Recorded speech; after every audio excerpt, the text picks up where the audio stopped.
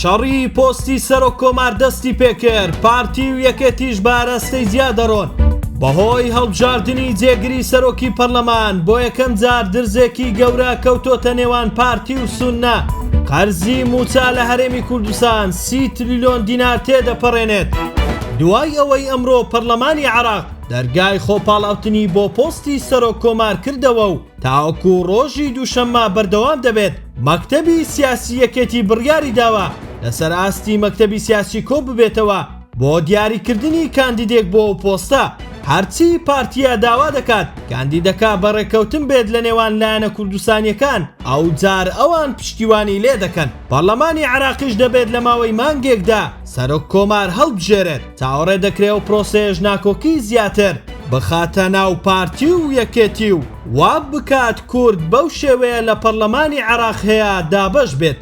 پارتی و خودی بارزانی بەوە ناسرابوون کە هەمیشە پەیوەندی بەهێزیان لەگەڵ سوننەدا هەیە، بەڵام پرۆسەی هەڵبژاردننی جێگری دووەمی سەرۆکی پەرلەمان پیشانیدا درزێکی گەورە لەو پەیوەندیە دروست بووە. کەناڵی عێراق 24 لەم بارەوە ڕایگەیاند دوای شکستەکەی پەرلەمان بارزانی لە داهاتوودا تەنها شیعەکان و یەکێتی بە هاوپەیمان وەردەگرێ و پشت لە سوننەکان دەکات. بە پێچەوانەی ئەو دۆخەی سوننەکان بەتایبەت حەلبوسی بە شێوەیەکی بەرچاو لە یەکێتی و ئۆپۆزیسیۆنی هەرێمی کوردستان نزیک بۆتەوە. ئەمەش لە دەنگدانی زۆرینەی سوننەکان بە دکتۆر ڕێبوار کەریم ڕەنگی دایەوە. قەرزی موچە و پلەبەرزکردنەوەی فەرمانبەرانی هەرێمی کوردستان زیاتر لە 30 تریلیۆن دینار تێدەپەڕێنێت لەگەڵ دیار نەبوونی چارەنووسی دوو موچەی ئەمساڵ و بێدەنگی هەریەک لە هەرێم و بەغدا لەو بارەیەوە.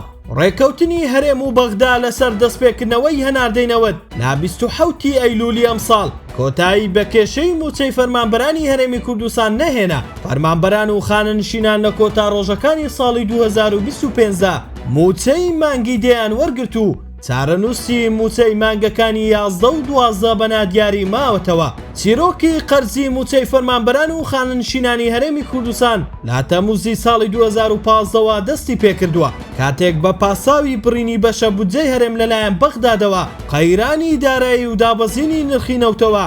حکوومەتی هەرێم دەستی کرد بە بڕینی بەشێک لە موچەی فەرمانبەران و خانەنشینان.